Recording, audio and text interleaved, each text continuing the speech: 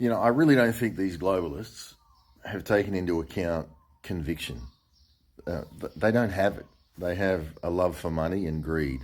They're in a spirit or a demon of greed and a lust for power, drunk on their own importance and their own power. One thing they haven't taken into account is people with spiritual conviction.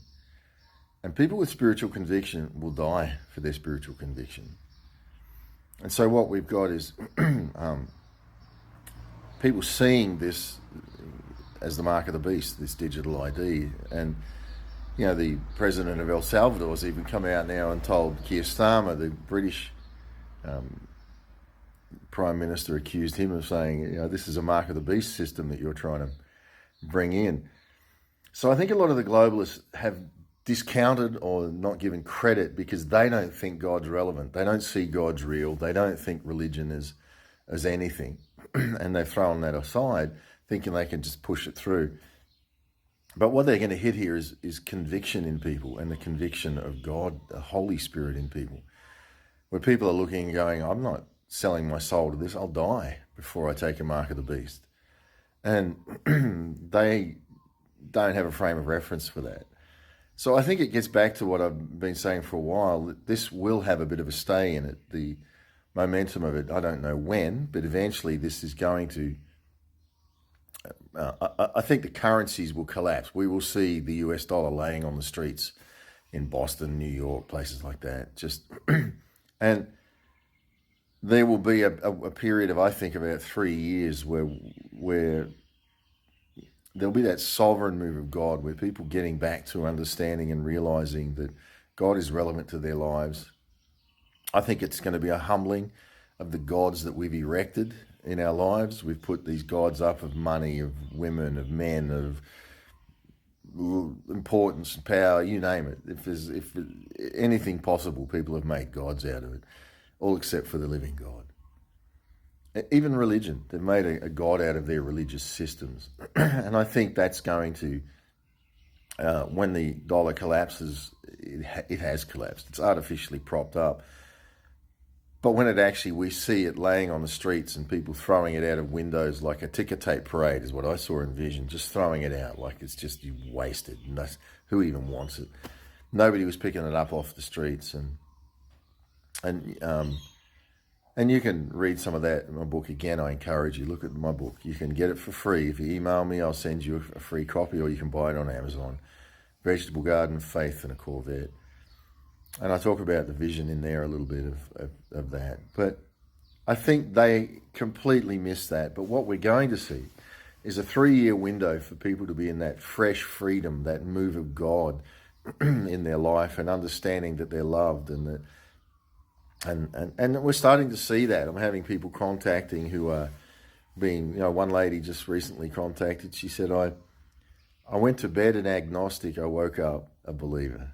And dreams, people are having dreams. People are having visions. And we're seeing people that are coming into God. I mean, I went to the freedom camps a couple of years back here, and people were saying, I came because something was telling me to come. I don't believe in God, but something's talking to me and I'm hearing it. And when I do what it says, it works out.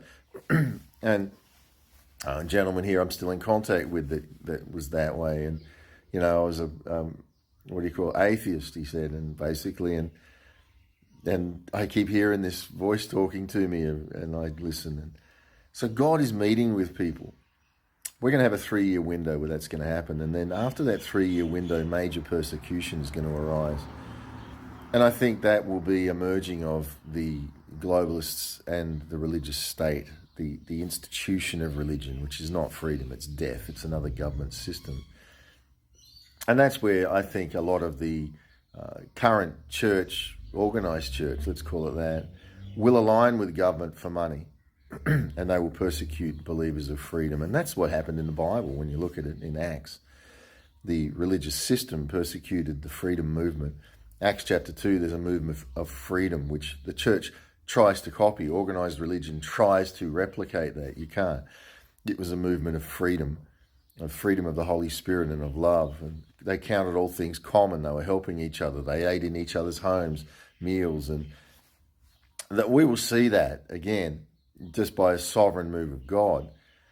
But then major persecution will arise, as it did in the book of Acts. So I think that's our future. Again, don't put your hope in the natural things. You put your hope in gold, they're coming for it. You don't think they haven't planned that, they're coming for it. Crypto, they're coming for it. And I think that's why when I mentioned my book, I think that community, that koinonia is the word.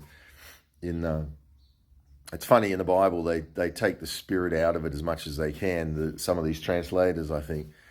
Because in Acts, a word turns up that says koinonia. When the Holy Spirit arrives, koinonia, which is a Greek word for fellowship, caring, intimacy, intercourse, giving, sharing, all those sort of community words. Everywhere after that in the New Testament, where those sort of words appear in English, if you look in the Greek, it's actually koinonia, and we don't have an English word for that. It's basically saying the spirit of community, the spirit of God, the spirit that brings us together. That's what the answer is. That's what is here, and that's what we have the invitation to participate in. So follow what I call the romance of God. Let the romance of God be your life. Let it start to come around you. Surrender your control into the romance, that you don't have to be in control of everything and hold it tight out of your fear and insecurity, but surrendering to God as you feel it. If you're having dreams or you're having visions or you're feeling that pull inside of you for freedom, talk to God. What's God? No, most people are abused by religion and they can't separate a loving God from man's religion, organized religion. I'm saying there's a loving God reaching out to you. Just talk to him. Tell him about your life. Tell him what your concerns are. Tell him what your fears are. And you'll feel peace. I promise you. You'll feel peace. And then follow that accordingly.